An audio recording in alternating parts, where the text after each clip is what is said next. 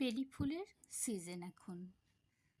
প্রথমেই একটি curve line এঁকে নিলাম, তারপরে কতগুলো পাপড়ি পরপর এঁকে দিচ্ছি। বেলি ফুল দেখতে খুব সুন্দর হয় এবং খুব সুন্দর গন্ধও থাকে, মিষ্টি গন্ধ। একটি বোটা এঁকে নিলাম, নিচের দিকেও পাপড়িগুলো এঁকে নিলাম। এরপর একটা স্টিক এঁকে নিলাম,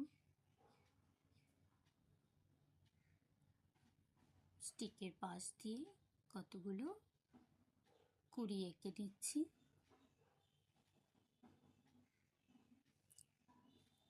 যেহেতু অনেক ফুল হয় বেলি ফুল, তাই অনেকগুলো কুড়ি এঁকে নিচ্ছি।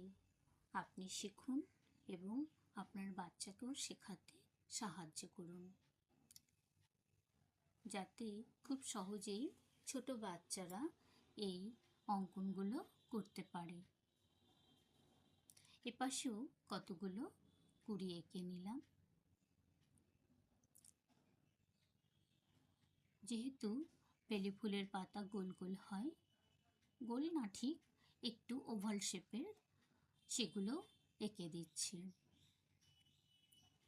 এরপরে রং করার পালা।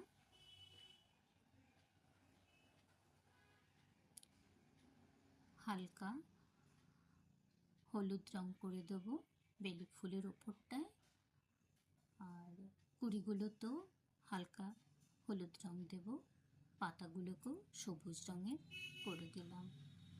আমার ভিডিও যদি ভালো লাগে তা লাইক করে দিও। সকলকে ধন্যবাদ। ভালো থেকো, সুস্থ থেকো।